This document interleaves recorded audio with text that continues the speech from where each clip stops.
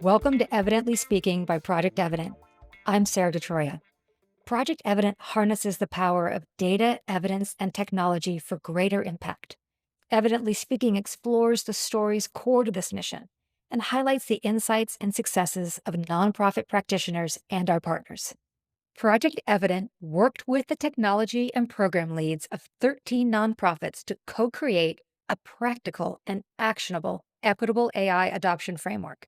The episodes in this series each examine one component of the framework and feature the experience and expertise of our partners. If you've listened to earlier episodes, you've heard me describe data as the fuel in AI's gas tank, and fuel is powerful.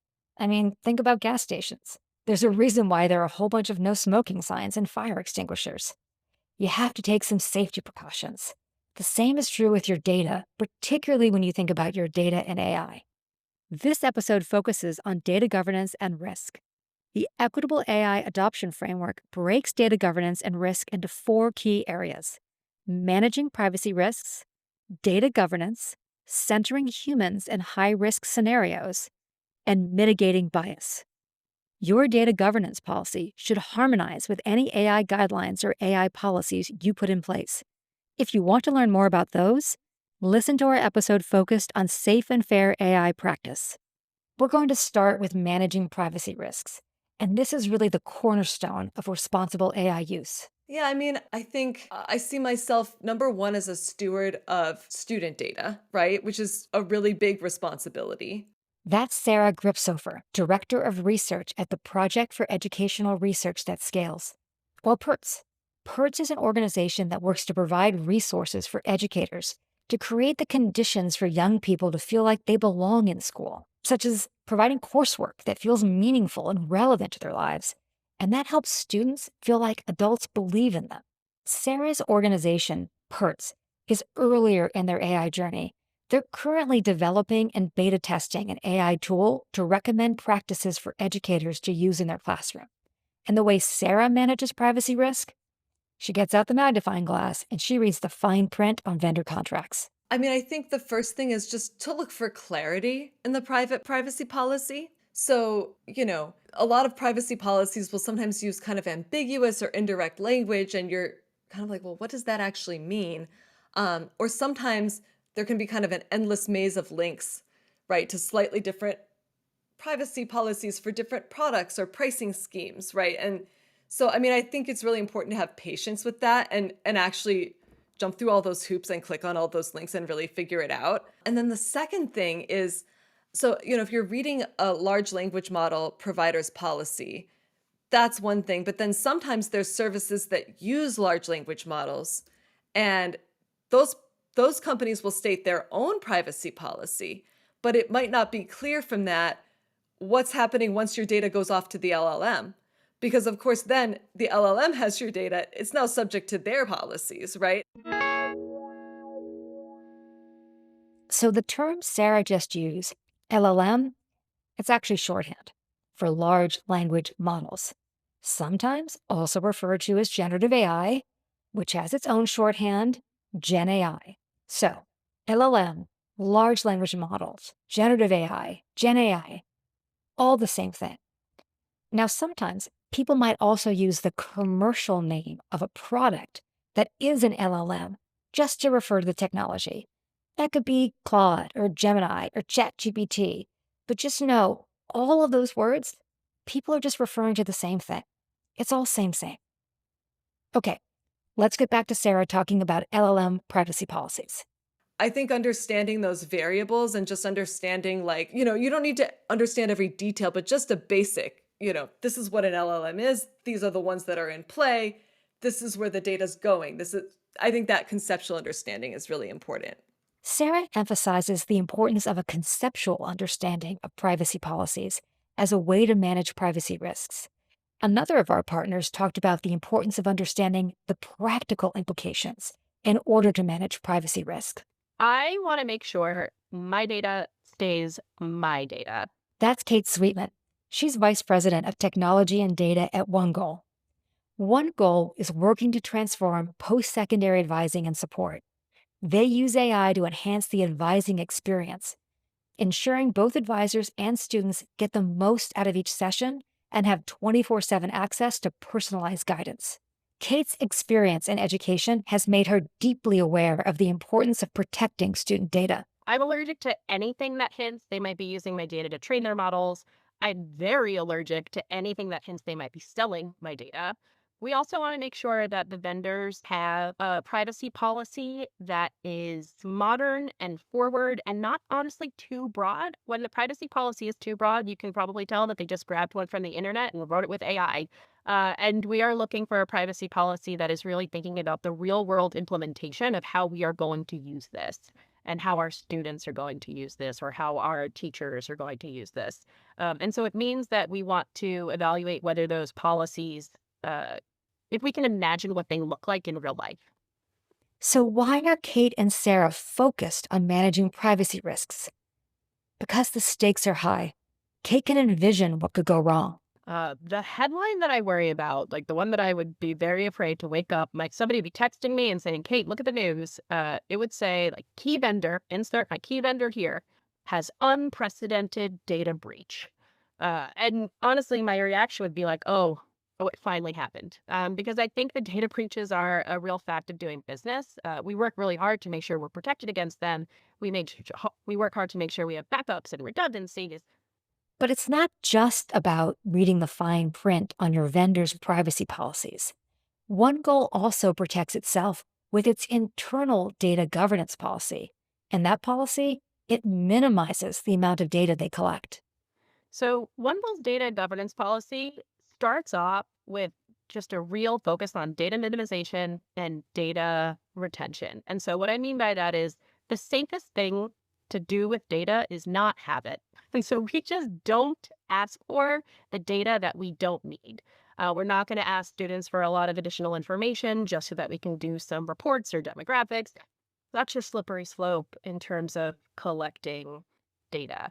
I mean, part of it is that there's some real pressure from the funding community. They want to know a lot of information. Some of it is what your program is designed to deliver, and some of it's the data that's tangential to what your program is designed to deliver. And so I would say the slippery slope comes from outward pressures, but it also comes from inward pressures. I mean, we are voracious in trying to figure out, is this program working? Could there be something else that we could do that would make this program work even better? Could we increase our results? We want to make sure that we are providing the best impact for students at all times. And so a lot of times you need to know more information to be able to tell whether or not your program's working. And so one of the things that we really think about doing at OneGoal is making sure that all data we collect has a purpose. And so if we're going to collect it, we will take action on it. And so the discipline there is really asking folks to describe the purpose and to describe the action plan with due dates, with like some real teeth on when are they going to do something with this data and what are they going to do with it. Your internal data governance policies, they establish the rules. What data do we collect? Who can access it? How long do we keep it? And what data should never touch an AI system? Here's another partner on how his organization approached building their data governance policy. So as we were building out our data governance policy, the specific callouts for AI were that data quality and relevance, right? That's Eduardo Hernandez.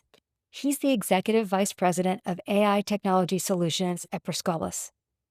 Scholas is a national nonprofit that opens doors to technology careers for people who've been traditionally left out of the industry. They provide tuition-free training and connect graduates with employers who need their skills. Eduardo and his team have utilized AI for many different areas of their program model. One example is they've built an AI assistant tool that helps learners with assignments, certification prep, and confidence building. That data used to train and operate AI systems must be relevant, accurate, and unbiased. Our data collection and usage compliance, we wanted to make sure that we stored it, the way we used it, complied with all data privacy laws, regulations, our own Scholas policy, and obtaining consent whenever we needed it, right? We wanted to ensure we had secure data storage and access because we have transcripts of our AI-related data, which can contain sensitive or confidential information. We had to store it securely. We also needed data retention. Again, data generated or used by AI tools. We wanted to make sure it fit within our own data retention policies. With secure deletion when no longer needed, or if a learner or somebody didn't want it stored, we would delete it. We also wanted to have data provenance and lineage. So, to simplify that is all data used is clearly documented, how we're using it. We're not rolling out any AI products without telling folks that, hey, this was created with AI. But policies only matter if people follow them. Eduardo describes Scholas's three-part approach. So we train and translate. We don't just hand people a policy document. We train staff and instructors, and then anybody else, learners, whoever's going to be following this policy, on translating legal language into real classroom and program examples, so it's clear what it means in practice. We embed it in tools and workflows. So we bake the policies into the AI tools themselves. For example, in our Zari, which is our study buddy and interview prep, we made sure that we were embedding protections against the use of the AI. So that if somebody was trying to use it for harm, or if there was some bias, we limited it with the prompts and the RAG itself that was designed to build the tool out. RAG, or Retrieval Augmented Generation. It's like asking your wicked smart friend a question, and they can quickly flip through the specific books or notes while answering you. Basically, RAG is just a fancy way of saying, look it up, then answer me. It's not just a written policy, but the tool itself has it built in. And finally, we do monitor and reinforce. And the interesting part with AI is we can actually monitor it at the tool level because we can see all the inputs and outputs of the tool being used. So we're actually able to use kind of like AI to review these things and flag for us things that are against our policy. But we also add human in the loop part where we spot check prompts and stuff like that. So Eduardo is now going to share a moment when he knew their policy had truly taken hold. So one moment that really stood out was when I watched the instructor introduce learners to one of the features in our Azari Study Buddy feature. So instead of saying, here's an AI that can answer all your questions, they framed it exactly the way our policy intends. This is a study partner. It's here to help you practice, explain concepts, and give feedback, but you're still the one responsible for your learning. And that to me was really the principle of empowerment really shown with this, because the instructor had also bought into the policy and was pushing it forward. In high trust situations, like supporting somebody making decisions that have lasting consequences, AI cannot replace human judgment. It can support human judgment. You might have heard the term human in the loop. Human in the loop means keeping a real person involved in checking and approving an AI system's decisions, rather than just letting the system run itself. Think of it like a co-pilot on an airplane. The AI, that's the co-pilot. It can handle routine tasks, but a human is always there to take controls when needed. For Kait and OneGoal, this principle is core to their model. OneGoal is all about advising, and we are here to help young people figure out what they want to do after high school. And it is one of the most consequential decisions that a person can make. And so where we make sure we have a human in the loop, what all young people need is just a person who has lived experience, who can say, I have some advice and here's how it works for me. Human review also protects data quality, which in turn protects students. So in our data governance work, we run, it feels like endless data quality checks. we have specifically built reports that are all about identifying areas where data might not be high quality. And so our humans are often creating and running those reports because I think humans who have worked in the industry and in the sector for a long time have this great experience and gut sense of what the data is supposed to look like when you're working with a lot of high schoolers. For Sarah and PERTS, now remember, they're at the beginning of beta testing their AI tool. Human oversight begins even before that tool launches. Our plan is we're going to start with launching it in a very small subset of users. So we've let our users know that at some point in the year, they may beta test this feature. and, they should interact with it and let us know if they have feedback. But, we're going to start really small. The research fellow who's leading this work and I are basically going to sit at our desk and look at responses as they're coming in at first, right? Because, partly we're curious, but also just to kind of, I just don't think there's any substitute for building your own intuition, right? I think we forget we've got a great AI model right in our brain. Okay, so now you've read the fine print on your vendor contracts, you have solid data governance policies in place, and you have humans in the loop. All of that should protect you against bias. Well, bias? Bias can appear in unexpected places in AI tools. Eduardo shares an example of unexpected and unintended bias from Scholas' resume tool pilot. So as we started piloting this resume boost, we saw that AI sometimes downplayed transferable skills from retail or service jobs. And that was a wake-up call to us because we realized that without this being really clear in the AI policy, biases could creep in and hurt the very learners we were trying to uplift. So the story I share is write policies that explicitly check for equity and fairness, because if we haven't, we might have unintentionally closed the door for people. Scholas' solution? Vigilance and testing model quality outputs for bias, and bringing more voices into the design process from the beginning. So as we've built other AI tools, we make sure we bring in not only the stakeholders who are going to be using the tool, but the people who support those individuals all in the beginning of the design process. And we've had a lot of success with that with our study buddy that I talked about a little bit earlier.